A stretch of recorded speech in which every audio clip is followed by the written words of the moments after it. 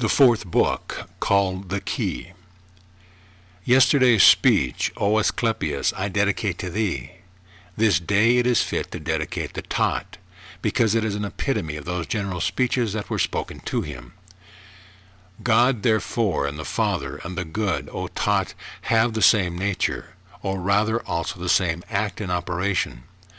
For there is one name or appellation of nature and increase, which concerneth things changeable, and another about things unchangeable, and about things unmovable, that is to say, things divine and human, every one of which himself will have so to be, but action or operation is of another thing, or elsewhere, as we have taught in other things, divine and human, which must here also be understood.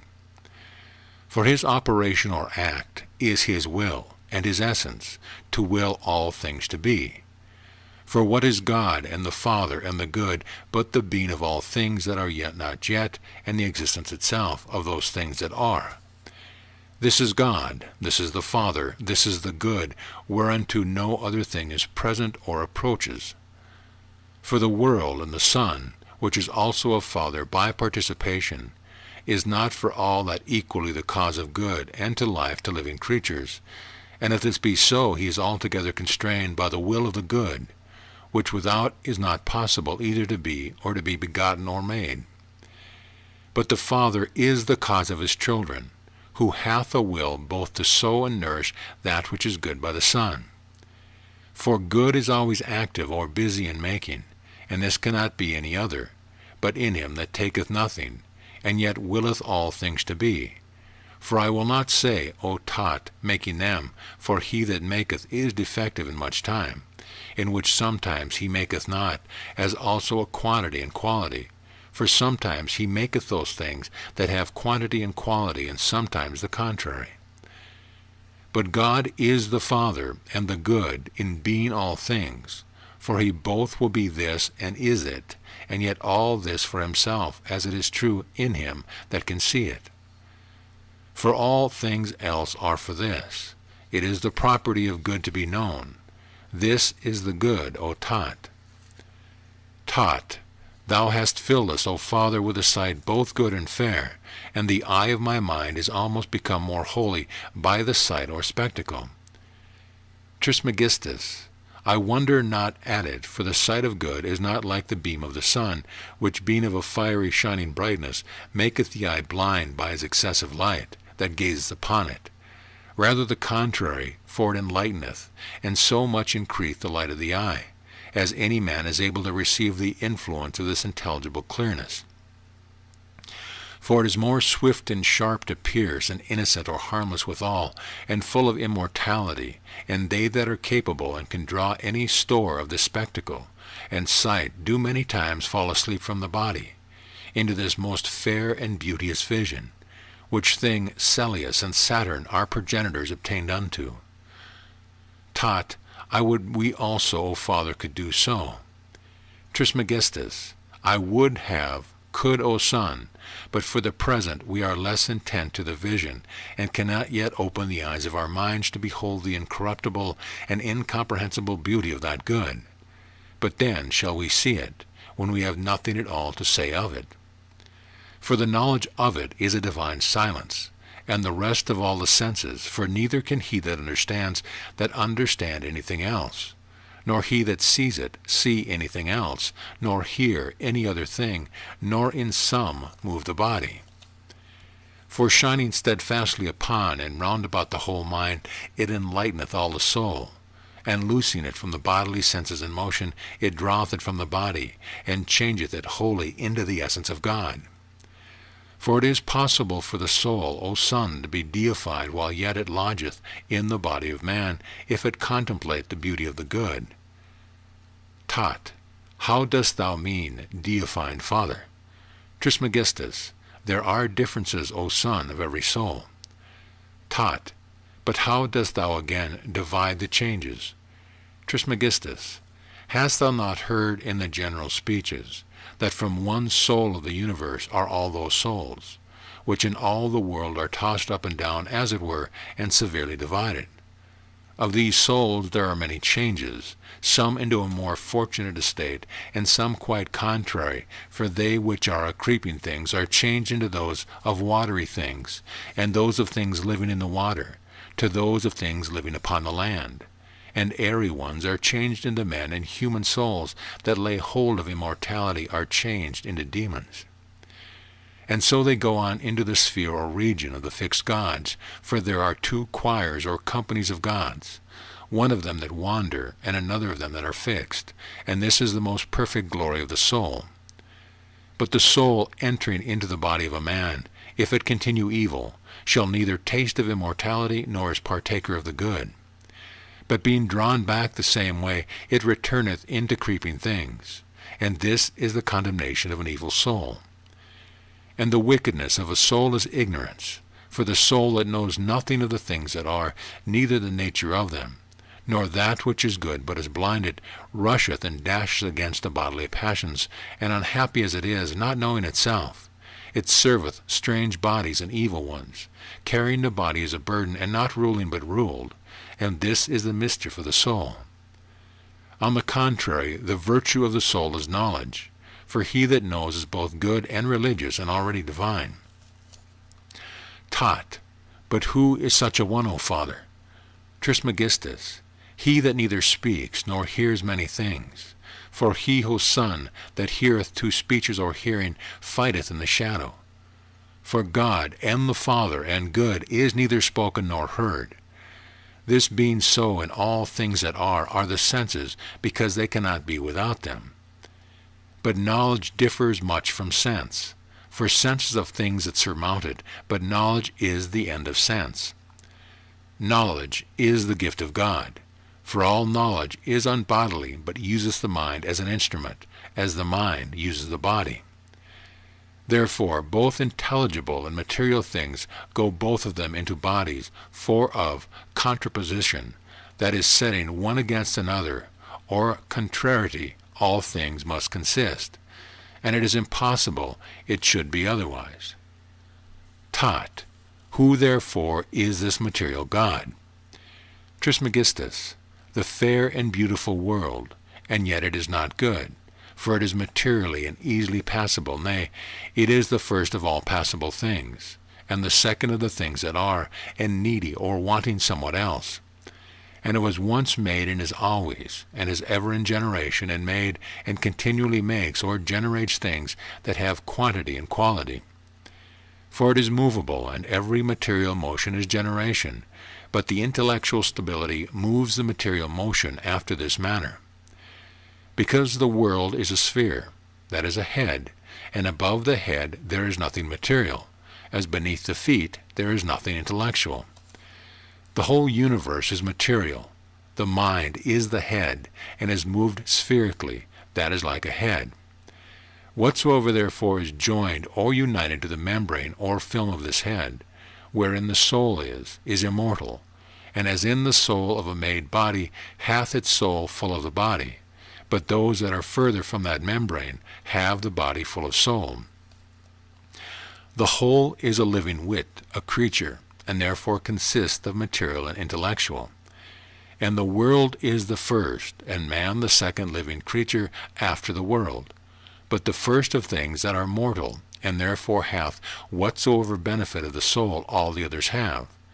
And yet for all this he is not only not good, but flatly evil, as being mortal.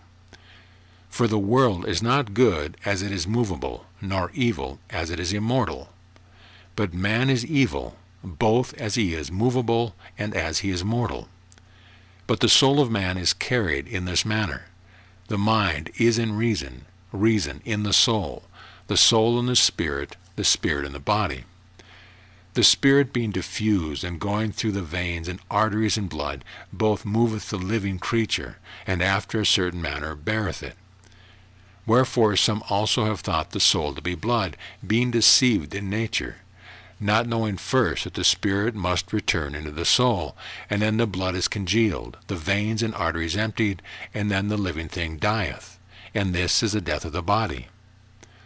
All things depend on one beginning, and the beginning depends on that which is one and alone.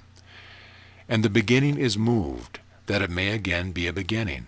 But that which is one standeth and abideth, and is not moved.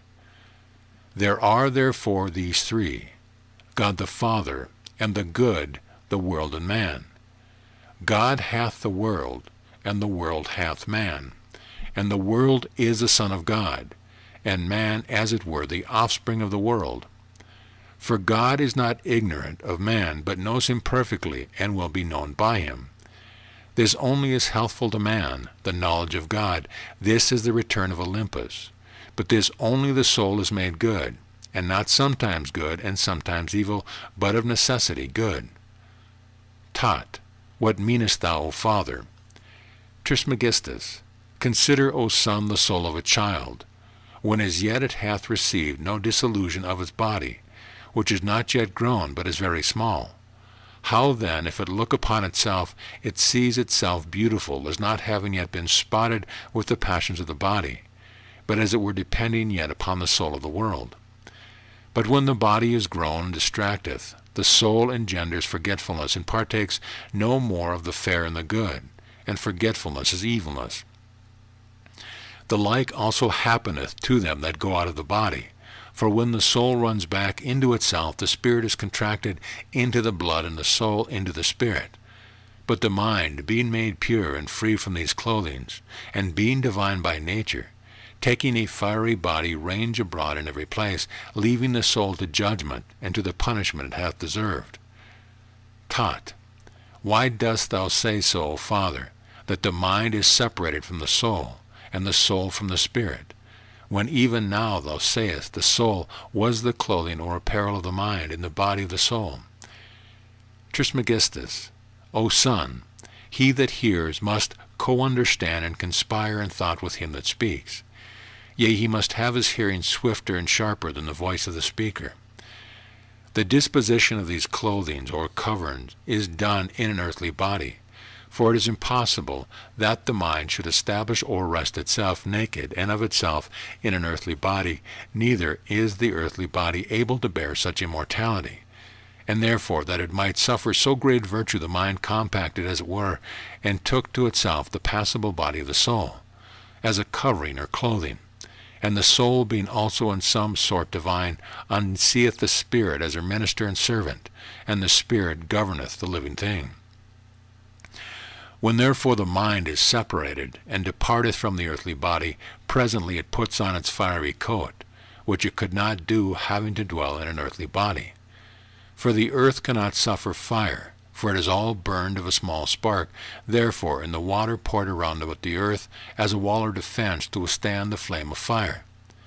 But the mind, being the most sharp or swift of all the divine cogitations, and more swift than all the elements, hath the fire for its body. For the mind, which is the workman of all, uses the fire as his instrument in his workmanship, and he that is the workman of all uses it to the making of all things, as it is used by man to the making of earthly things only. For the mind that is upon earth, void or naked of fire, cannot do the business of men, nor that which is otherwise the affairs of God. But the soul of man, and yet not every one, but that which is pious and religious, is angelical and divine, and such a soul, after it is departed from the body, having striven the strife of piety, becomes either mind or God. And the strife of piety is to know God, and to injure no man, and this way it becomes a mind. But an impious soul abideth in his own essence, punished of itself, and seeking an earthly and human body to enter into. For no other body is capable of a human soul, neither is it lawful for a man's soul to fall into the body of an unreasonable living thing. For it is the law or decree of God to preserve a human soul from so great a contumely and reproach. Tot, how then is the soul of man punished, O Father, and what is the greatest torment? Hermes, impiety, O my son, for what fire hath so great a flame as it? Or what biting beast doth so tear the body as it does the soul? Or dost thou not see how many evils the wicked soul suffereth, roaring and crying out, I am burned, I am consumed, I know not what to say or do, I am devoured, unhappy wretch, of the evils that compass and lay hold upon me? Miserable that I am, I neither see nor hear anything. These are the voices of a punished and tormented soul, and not as many, and thou, O son, thinketh that the soul go out of the body, grows brutish, or enters into a beast, which is a very great error, for the soul punished after this manner. For the mind, when it is ordered or appointed to get a fiery body for the service of God, coming down into the wicked soul, torments it with the whips of sin, wherewith the wicked soul, being scourged, turn itself to murders, and contumenalities, and blasphemies, and divers violence, and other things by which men are injured. But into a pious soul, the mind entering, leads it into the light of knowledge. And such a soul is never satisfied with singing praise to God, and speaking well of all men, and both in words and deeds, always doing good in imitation of her Father. Therefore, O son, we must give thanks and pray, that we may obtain a good mind. The soul, therefore, may be altered or changed into the better, but into the worse it is impossible. But there is a communion of souls, and those of gods communicate with those of men, and those of men with those of beasts. And the better always take on the worse, gods of men, men of brute beasts, but God of all, for he is the best of all, and all things are less than he. Therefore is the world subject unto God, man unto the world, and unreasonable things to man. But God is above all, and about all, and the beams of God are operations, and the beams of the world are natures, and the beams of men are arts and science. And operations do act by the world, and upon man by the natural beams of the world, but natures work by the elements, and man by arts and science. And this is the government of the whole, depending upon the nature of the one, and piercing or coming down by one mind, than which nothing is more divine, and more efficacious or operative, and nothing more uniting, or nothing is one more, the communions of God to men, and of men to God. This is the bonus genius, or a good demon, blessed soul that is the fullest of it, an unhappy soul that is empty of it. Tot, and wherefore, Father? Trismegistus, know, son, that every soul hath the good mind, for of that of we now speak, and not of that minister of which we said before, that he was sent from the judgment. For the soul without the mind can neither do, nor say anything, for many times the mind flies away from the soul, and in that hour the soul neither seeth nor heareth, but it is like an unreasonable thing, so great is the power of the mind. But neither broketh it an idle or lazy soul, but leaves such a one fastened to the body, and by it pressed down. And such a soul, O son, hath no mind, wherefore neither must such a one be called a man. For man is a divine living thing, and is not to be compared to any brute beast that lives upon earth, but to them that are above in heaven, that are called gods. Rather, if we shall be bold to speak the truth, he that is a man indeed is above them, or at least they are in equal in power one to the other. For none of the things in heaven will come down upon the earth, and leave the limits of heaven, but a man ascends up into heaven, and measures it. And he knoweth what things are on high, and what below, and learneth all things exactly. And that which is greatest of all, he leaveth not the earth, and yet is above, so great is the greatness of his nature. Wherefore we must be bold to say that an earthly man is a mortal God, and that the heavenly God is an immortal man. Wherefore by these two are all things governed, the world and man, but they and all things else of that which is one. End of Book 4.